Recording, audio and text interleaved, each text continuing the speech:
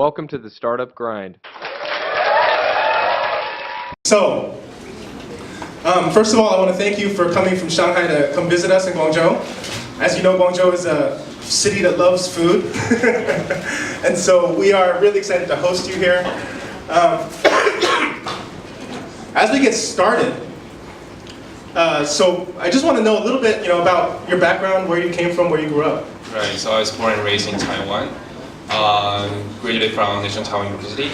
I worked only 2 years in Taiwan in a corporate bank, and then was sent to Shanghai when I was 24. And then never came back. I just lived and worked in Shanghai for 13 years. During that, I switched my career. I went to University of Chicago to do my MBA at Booth Business School, and then to pursue my investment banking. And then, I joined Macquarie Hong Kong, and then did 4 years there. And then found international education market super hot in China. So I co-raised 50 million with 2 of my partners. Can I step in for, so you had a really nice investment banking job. Right. And you decided to just quit and do this really kind of risky thing. Yeah. To jump into the education industry. How did you know that it was time to make that jump? I guess I had the inspiration from my father, who was a startup. He was doing he is the guy that I admire most because he really did what he loved. He did golf club trading business. Okay, cool. So every afternoon that I saw him, he was like holding his golf clubs and saying that, I'm going to do some R&D down there. so he went to his golf game, and he really loved it. He worked for 35 years, and he never complained. That's fantastic. So do what you love. Yeah. I guess I learned that from him, that you gotta do something that you really love. And I always have the mindset that I don't want it to be just somebody who work under the huge corporation, Fortune 500 companies. So I guess when I saw this opportunity comes out, I chose to take the risk and then do something really out of my comfort zone. That's really cool, and I'm impressed. So, and then after making a lot of money, it sounds like, doing that, you then switched again to a completely different industry around food. And so can you tell us a little bit about, how you ended up in the food industry? Right. So it's actually not that different. Okay. If you look at it's a very investment banking way. So if you draw a pie chart, right? So the highest proportion of Chinese household consumption would be mortgage, right? But I don't want to be a mortgage banker, so I never have any exposure in real estate markets. And then the second largest would be education. So I did investment in international schools in Beijing and Shanghai. And then the third largest pie would be food. Okay. So you're just going down the list. Logic, yes. But it also you met up with an old friend. Yeah. Can you tell us a little bit about the story of the founding of Bits and Bytes? Right. So Bits and Bytes, the founder's name is Matilda Ho. She's also from Taiwan, but I never know her back in Taiwan. We met in Chicago. After graduation, went to investment banking. She went to management consulting. She worked at BCG. And then she moved on to IDEO, the design thinking consultancy company. Our career path was kind of like parallel, right? But the only common thing is that we both lived in Shanghai and we love food. So we sometimes just catch up, share what we are doing right now, exchanging informations, and then found that, so I told her that I exited all my portfolio companies in the education boutique fund, and then she said, she's doing a new project. She had a e-commerce platform startup in Shanghai. It's called 1米世纪, that is providing the healthy and safest food for Chinese consumers in Shanghai. And then, but she founded 1米世纪because she wanted to solve the food safety, food waste, nutrition, and sustainability issue here in China. But then she realized that it is solving, it is improving the environment a little bit. But it's just like a red drop in the Pacific Ocean. So we were chatting like we should do something like more meaningful. So once I jumped in, there must be something related with investments. I see. So you can, through the investment fund, you can make a bigger impact than just one company. Right, so we opened up the platform, which is Bits and Bytes. We share all our resources from the supply chain, from operation, from distribution channels, and we just wanted to attract the best talents, to bring your best product, your kick-ass technologies to us, and then we will invest in you. We will coach you. We share the mentor resources. We share the awesome, vibrant community with you, just to help you succeed. What is out there that's happening in the food industry right now that excites you as an investor? I guess from an investment perspective, the best opportunity always comes where the situation gets the worst. So when it comes to food safety, I don't really need to give you guys examples. We're just suffering a lot here in China, and then that just excites me. So you really want to do something to improve or even to disrupt the current supply chain. So are there, the food safety problem seems to be something that's so difficult to get over. What does it take to go down the street and be able to buy something and know that it's safe? Right. And then, so we have this conclusion in Bits and Bytes. We say technology is the key enabler to disrupt the current food supply chain.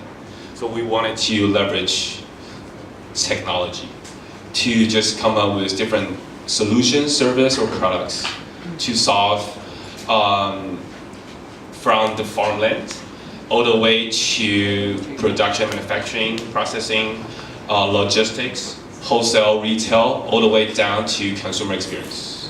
So, when you say technology, and especially when applied to food, it is, it's a little bit confusing. It's like, well, what do you mean? So, right. I guess tell food, us. Yeah. Good question. I guess food tech is really new concept here in China. But yeah, we see that we are the first food tech accelerator plus VC here in China. But there are like 20 food tech accelerator plus VC in the world. Okay. Some of the products that you guys might have heard is like now Silicon Valley's hotshot VC. They're looking for lab meat, like Impossible Food, that is invested by Gates and Marina Fund, and also the Hong Kong billionaire tycoon Li Ka-shing.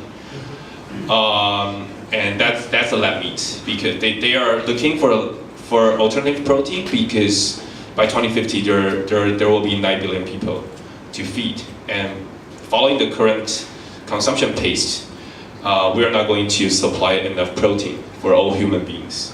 Yeah, that's a big problem. Yeah. I see what you're saying. Yeah. Are there movements, or is there a lot of research going on in China to address these kinds of problems? Yeah, we see that China government is also capturing that trend. Okay. So I just heard that Chinese government announced that we wanted to cut down 50% of meat consumption by 2050. Yeah, that is also following this kind of logic. But that's a controlling sort of social behavior or the behavior of the community. You have market forces and you have governmental sort of regulation. Right. So that sounds like a government regulation, and I'm still quite curious. What kinds of technologies can so as an investment organization, you're exercising market forces. Yeah. Right. So can you give us an example of a project or a situation where that has made a difference? Right. Just following the short of protein issues, although this is not the only issue that we care about, we did some research on that issues. So there are 3 ways to provide alternative protein. One is the lab meat that we just came across, and they now changed the name to clean meat because lab meat just sounds horrible. Yes. And then Now they're doing like plant-based protein, and this is super hot in Silicon Valley, and that really pissed me off because we're in China and we've been drinking like we've been eating tofu or drinking soybean milk for like 3,000 or 5,000 years. Right. It's just we're not improving, right? We're drinking the same stuff over thousands of years. So I guess plant-based protein is something we're looking for, actively looking for, but we're looking for more consumption upgrade product coming out to rescue and to satisfy customers' needs. And the third would be insect protein. That sounds a little bit outrageous, but I gotta say it's super hot in the States. There is a brand called EXO. Two Brown University graduates, they gave out like Wall Street offers and then used cricket to make energy bars. They got like more than $5 million and they're still doing fundraising. And some entrepreneurs went to Shark Tank and doing some cricket food and got invested by Mark Cuban, the boss of Dallas Mavericks.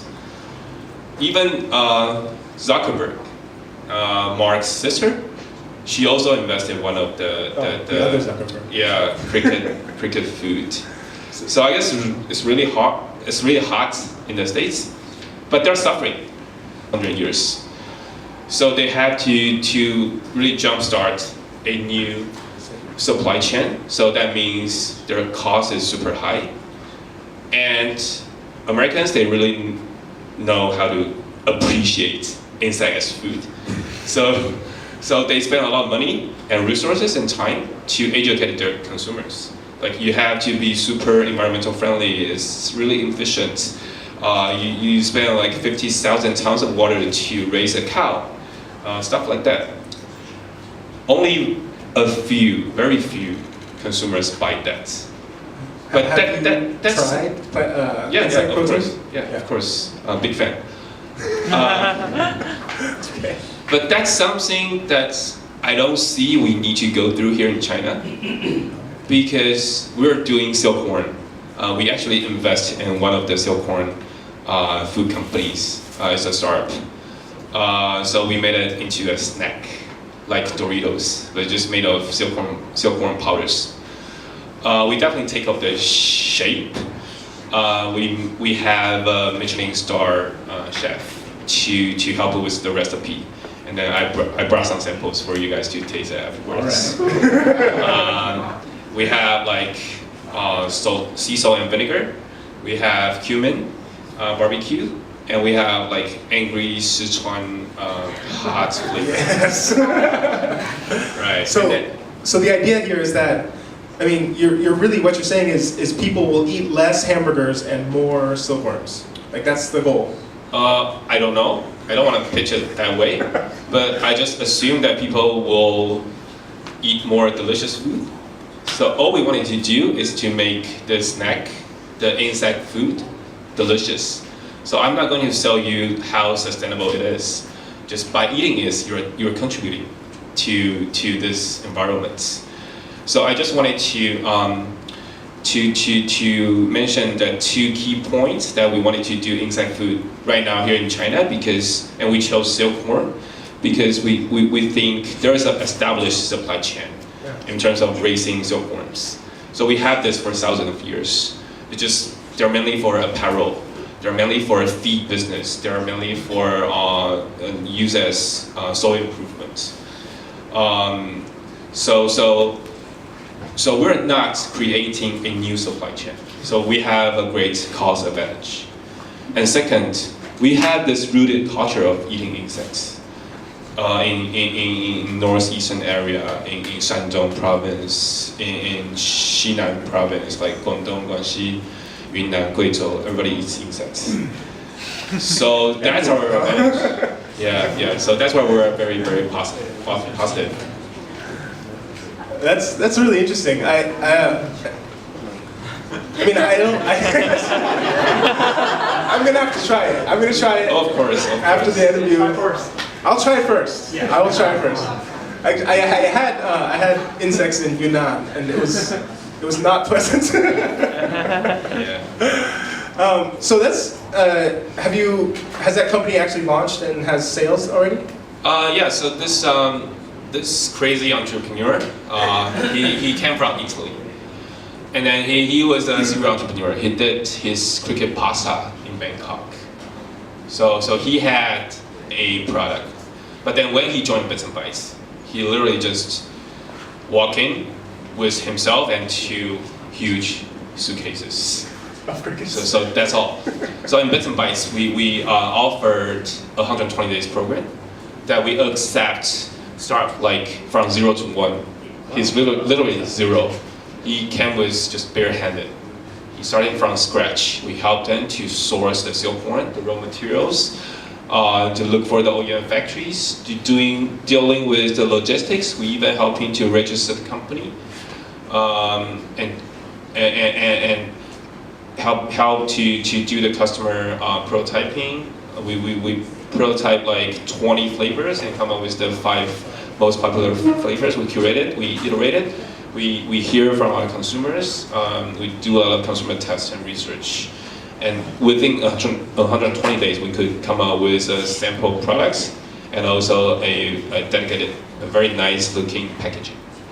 It's really cool. So, I mean, you put all this research, or all this effort and resources into this guy who comes walking into your office with nothing. Right. My question is, how do you select the entrepreneur? How do you pick the founder that you guys are going to put that much resource into? Right. So for this kind of project, like, there's usually a textbook answer for that. It's the people, the product, the market.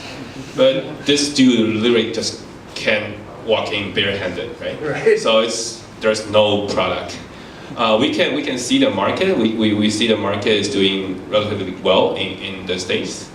And then EU is going to allow insect foods to start selling in European markets. And we are optimistic about Chinese insect food.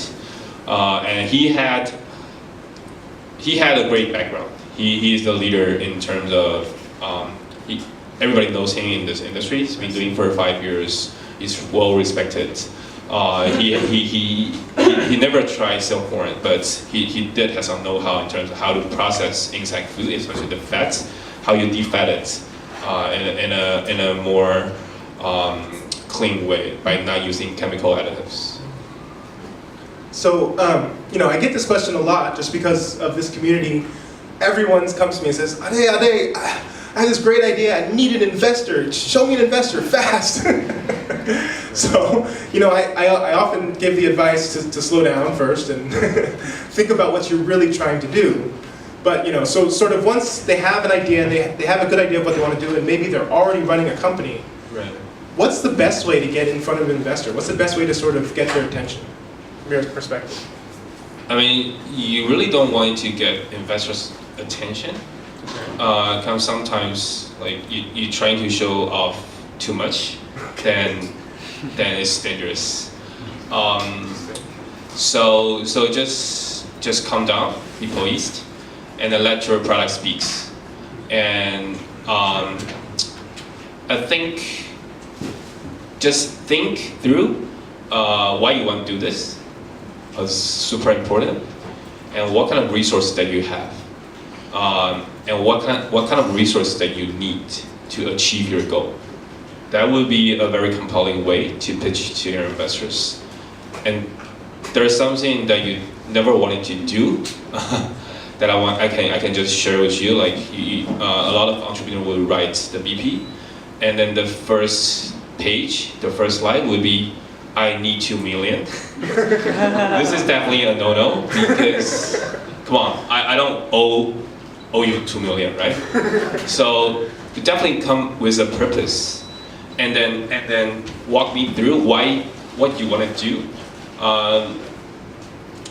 You can decompose it with different key milestones that you want to hit. So there are a lot of risks all the way down the road from 0 to 1. Think through all the risks and what you need to do to de-risk it. It could be you need to build up your team. just like the 糖水小姐 just shared. It could be you need to improve your product. It could be you wanted to have more SKUs. It could be you need to talk to more distributors. Think through, and then you will come to the conclusion that how much you need. And by raising this much of money, you can hit milestone 1, and then milestone 2, and then milestone 3. And this shows that you think through the whole project with a reasonable sense, and that will usually lead to the conclusion that I need 2 million, which is a better way of saying that. Yeah, that was excellent. It's a very good explanation, and it matches what I've heard from a lot of other investors. So, going back to Bits and Bytes and the different projects that you've been working on, can you tell us a little bit more about some of the other companies you've backed? Yeah, sure. So in Bits and Bytes, we pay attention to the whole supply chain from agriculture to manufacturing and then processing, logistics, wholesale, retail, consumer experience. And one of the projects that we invest is a CPG, a consumer packaged goods. That is a Chinese who went to Tsinghua and Harvard to study architecture. And then he went back to Hong Kong. He worked in one of the real estate companies. And then he found that he's not eating healthy. And then he wanted to eat somewhere salad. But he found it difficult for him to buy just 10 different raw material and then cook it himself. So he tried to use his blender to just blend everything in. and then it tastes horrible. So he adds some more stuff, and then he found this by blending like a good combination of 10 ingredients. He's eating healthy, and then having a better body shape, better body figure. So he but he has to deal with the shelf life thing. So in the home kitchen, it is so easy. You just blend it and drink it. But how do you preserve it? It's usually just 3 days if you blend it from your home kitchen.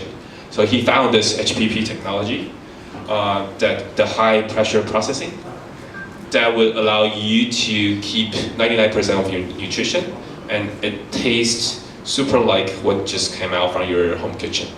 So he decided to quit and start up this company called Fuji, fruits plus veggie, and then he came up with this concept of putting the holistic salad into just one small bottle, and then for Chinese it's a great match because you can eat mala guo and then just compensate it with just one little bottle that you say, oh, I eat some vegetables. Are you sure that works? It's awesome. It's awesome. Very cool. So, going back to Bits and Bytes, you've backed a few companies so far. Why would someone choose your accelerator versus another accelerator, like China Accelerator or Hacks probably wouldn't fit, but some other program? Yeah, we're happy to see more and more accelerator in China. Definitely boost more startups to come, bring more talents. We're really food tech focused. So we won't do a lot of talking to people, getting to know the teams before they even come to the accelerator. Right. We provide a lot of and we even help them to do more fundraising. Oh, okay, very cool. Have you already started raising for the last batch? Yes. Actually, when you're doing something good, the investor will chase you. So yeah. So I gotta chase them. That's a good place to be. Great. Excuse me. So really quickly, you've lived in Taipei, Shanghai, I assume Beijing. You've been to Guangzhou. What's your favorite food city? Well, I've been to Guangzhou for 3 times, including this one. I've only been to Guangzhou airports, hotel, and client's office. So one time I just stayed the whole time in the airport meeting people. So because I'm doing day trip that really sucks. That's no good. That's So no good. I might just come to one of you guys to show me some really good stuff. Alright. So, yeah, so that can answer your question. Alright. Next time then. So I know a lot of people here, they have their own businesses or they're thinking about starting their own businesses around retail and sort of selling packaged goods or selling hot meals. It's a really hot space in China. Ordering delivery, and you don't even need to have a commercial kitchen anymore. You can sort of just start making stuff at home. Do you have any sort of advice that you might give to someone who's trying to expand that business or build that kind of business? It's more like the O2O concept. I think O2O is great. It solves a lot of convenience problem. Like sometimes I'm so busy, I use Olema. But we're looking for more. So we think we need some more disruptive products. I see. Like we're pushing the farm to table concepts. So we invest in one of the deals that push the idea to the limit. So they just install the farm in the restaurant. So we just like container farming. So That's very cool. yeah, that. Microphone problem. So that team is based in Beijing, and they started the project 4 years ago. Never sold a single piece of their product for the past 4 years, and so lucky that we invested in them this February, and then now their projects are installed in Shangri-La, Beijing, Wow. and also the Mercedes Me Cafe. So what they're doing is just to grow leafy green or microgreens inside of the container.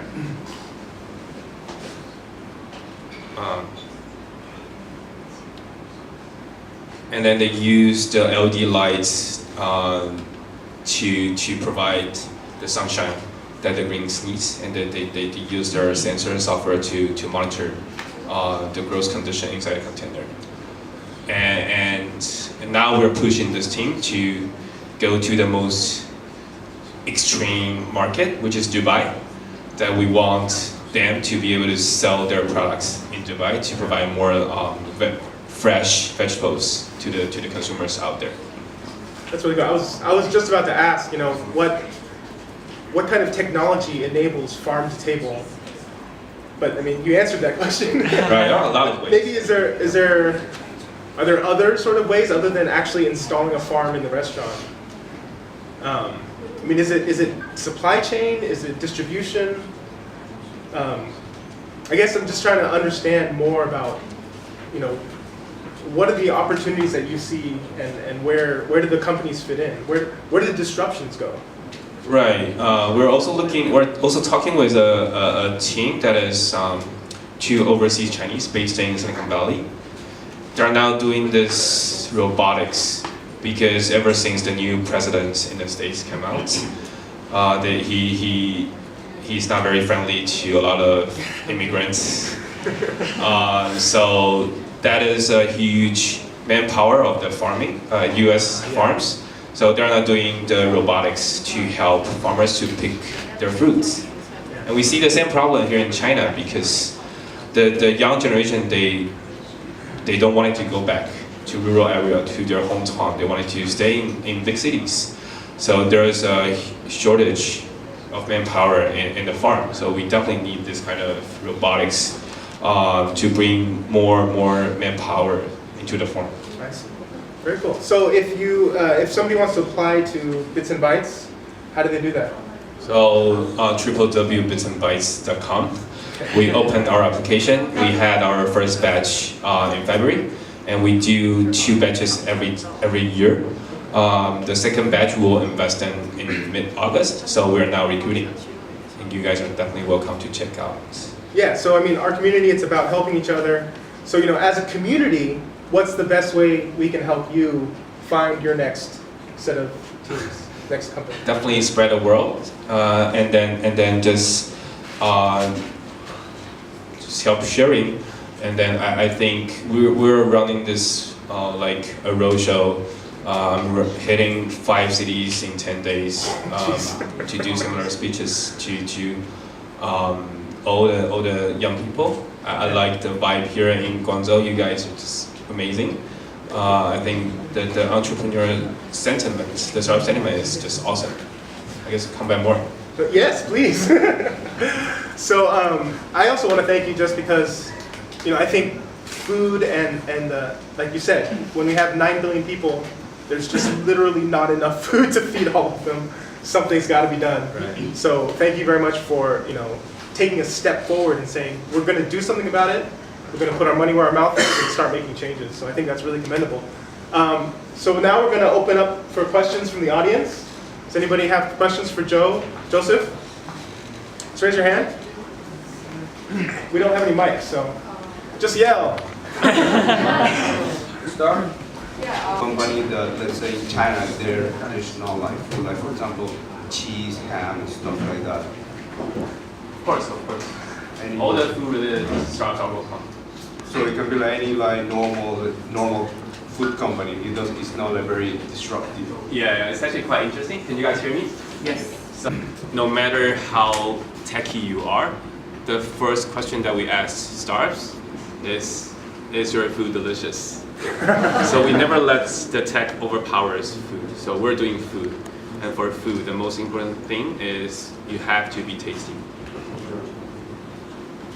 Great. More questions? That was a good question. Over here? What's your biggest Right. and the smallest And the second investment so far, and what's the project respectively? Oh, okay. I didn't understand. So we invest, for a single project, we invest up to 3 million RMB or equivalent USD. We can do both. We can do US dollar or RMB. And then we won't take more than 15% of your equity. The reason why is it's quite different from the current angel investors, what they ask. We have this belief that we want the entrepreneur to be able to control more than 50% after Series C. Ooh, wow. Otherwise, a lot of bad things will happen. Okay. Like you guys just saw. So we have this iron rule. We won't get more than 15%. Cool. Great question. To retailers such as McDonald's, KFC, and even the Starbucks. So, from your position, what is your advice for this giant? Because now today we are talking about a startup business. So, would I have your opinions? Good question. I think there are the giants in the industry, and a single step from them would be a huge impact to this industry. So we learned that KFC or McDonald's, they announced that they won't be using the antibiotics meats within from the next 3 years. Sadly, the Chinese McDonald's cannot follow. But it was definitely a good sign. Also, like the Tyson food, they acquire 5% of Impossible food. So it definitely shows that the giants they wanted to make a move because they see the changes coming and they don't want to sit there and die. In terms of the domestic markets, we shared that in the April FBIF events in Shanghai. That's like local giants, their revenue are down either 10% to 20%. That's a huge decrease, and that's scary because food business should be like relatively stable. The growth rate should be similar to GDP growth. It shouldn't have happened. And then why they're dropping like 10% to 20%? While the whole industry is like 1 to 2% growth CAGR. It was because those startups taking over their market shares. For example, like the yogurt markets, right? In the US, there's a Chobani taking over 20% of the market share, all from an even established, saturated yogurt market for the past 20 years. They just came out from nowhere and then having this 1.6 billion revenue over the past 7 years. And in Beijing, we saw Lechun Suannai, the Le Pure. just following this trend and then also be a very successful startups. We're happy to see this trend coming up even more. Very cool. You already asked questions. No? No? Okay. Good evening, Joe. Yes. Actually, I had like a really short question. You were mentioning for the equity was 15, 1.5? 1.5, yes. 1.5. Okay. The other question was when you were discussing about pitching a project or idea to a VC fund, you mentioned also something about sometimes it's not such a good idea to share too many details about it. So I was checking China Accelerator some days ago, and I read, for example, they don't sign any non-disclosure agreements with the applicants. So I wanted to get your insight about, in your VC fund, how do you manage that type of aspects when an entrepreneur is pitching an idea to your fund? So how does it work with the business proposal, the knowledge and everything that is being put on the table for you guys to evaluate the project? So we definitely signed a non-disclosure agreement with all the startups, and we won't disclose because there's not too much to disclose. It's usually just a very simple idea. So about execution and how you operate it, how you build up your team. So it's pretty basics, but I just wanted to share more. Like when you're sharing your business idea, it could be like a B2C product, it could be a B2B product or service. It's both fine, just as long as it makes sense. What we hated is the B2VC projects. So you're not solving any real world problem. You just wanted to sell this project to one of the VCs. That is something we try to screen out. All right. Great questions. Hey Sean, nice listening to you. I'm Tony. This is a very personal question. I'm gluten sensitive, so it's something not so common in China. But have you had gluten companies or products pitched to you? And do you see any potential in the China market or in the world for gluten-free products or companies?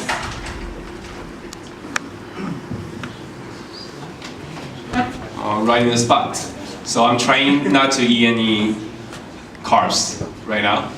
So I just wanted to try. A lot of my friends are trying. They said they don't know they are gluten sensitive, but once they tried, they found they are more energetic. They can be more concentrated on their work. So being allergic doesn't really mean that you have something coming out from your skin, not rashes. It could be just like to make you more sleepy. It's one of the syndromes. So I don't know. And I saw a lot of restaurants saying that they're providing gluten-free products. I think it's good, but just we need more and more options for the consumers. A lot of restaurants in China, or? Yep.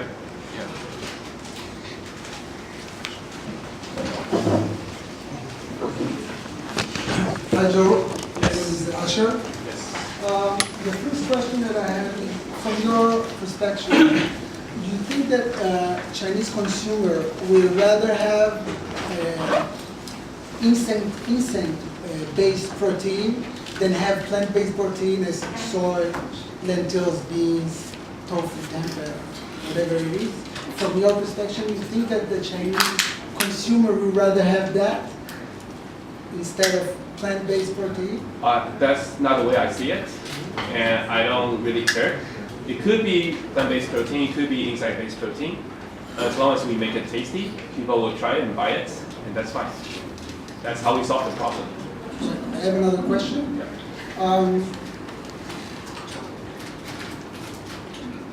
From your perspective, once we are going to raise insect the same way that we raise other animals, don't you think it's going to cause the same issue that we have now in this agriculture? When you take a lot of bees and put them and concentrated them in small place, create all those diseases that we don't want to see again if we want to create something new? Yeah, good question. So insects are just amazing because when you're raising cows, you have mad cow. Raising pork, you have the swine flu. You're raising chicken, you have the bird flu. Raising seafood, you have the heavy metal contamination. But for insects, there's no such thing. You are not using antibiotics. You're not using additives. So insects are really safe for people to eat. And it's very efficient. You don't waste water, you don't waste energy on that. So it's super environmental friendly. Just we're not selling this because it might be hard for consumers to receive that kind of information. So all we wanted to do is just make sure that you're eating something really tasty. Oh boy, okay. I think we only have time for maybe 1 or 2 more questions, so go ahead. 郑总你好，我有一个问题，就是您刚才提到的，就是把那个农场搬到后厨房 from farm to table 的那个想法。我想问一下，现在落地的项目是实际上只是一个蔬菜的一个养殖吗？还是说还有之后的一系列的，包括一个鱼菜共生，还有涉及到一些海鲜的养殖，会有这样的一个规划吗？有想法？这个项目目前是只有蔬菜，因为只有蔬菜能够快速的生长，因为蔬菜的生长周期非常的短，特别是 microgreen， 可能1周就可以长出来，就1年可以收获52次。那这个对于初创企业非常重要，因为在 Bits and Bytes， 我们在网站上有写一个就是 manifesto， 我们说我们对于 profit 跟 purpose。We see it as equally important。所以对初创企业来说，它要能够，我们在做一个我们在提供可持续性的一个解决方案。那这样子的一个先决条件就是，我们一直认为可持续性的先决条件是你在财务上必须要能够可持续，否则你没有办法去谈论这个话题。所以你怎么样去创造足够的收入去维持你的企业运营，这个对初创企业是非常重要。所以我们先从最容易收获、最容易短时间之内可以产生现金流的产品开始。这也是我们一直带给我们的 startup 一个 lean startup 的概念。Okay, we have time for 1 more question, and then we're going to wrap up this part of the program. Yeah, thank you. I think I should better ask this question in Chinese because it's like very Chinese situation. So, 你知道就是说这个行业的风口，你看有很多，比如说像喜茶、黑 tea, all those kind of 还有 organic food science, and 还有就是有一些分子料理molecular gastronomy， 很多这个领域不同的方向。你觉得下一个这个领域的风口是在哪里？就是最近这个比较旺的一个投资一个风口在哪里，或者是比较热的一个点在哪里？我觉得食品科技领域其实就一直不在风口上，就是长期被忽视的一个领域。那当然跟它的这个行业特性有关系，因为食品本身就是一个生长周期很慢，它就是需要一定的生长周期。所以我很多的做投资的朋友，他们也想要看实物的项目啊。但是如果这个 VC 同时有2个项目，一个是 Mobike， 一个是种菜的项目，那你觉得你的老板会投哪一个项目？所以如果你不是因为那个增长率差太多了，所以这个是一个先天的困难。所以就是说，为什么我们Bits and Bytes选择做一个垂直的，只关注食品科技的领域是有这样的原因，所以我们就不会去接触 Mobike 这样子类型的项目，因为它不在我们的范围里面，并不是说它不好。那如果硬要说，我觉得我们很关注的几个领域，包括刚刚所谈到的替代蛋白，就是 alternative protein， 因为蛋白质会不够。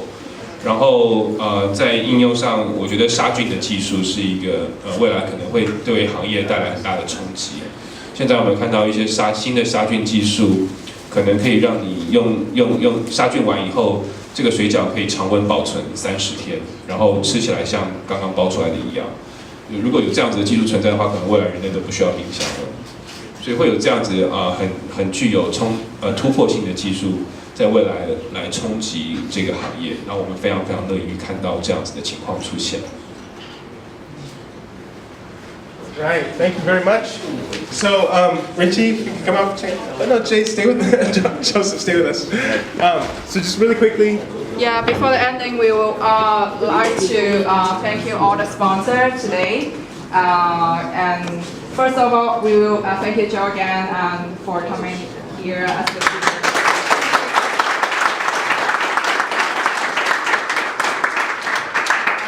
Besides that, we have some sponsors.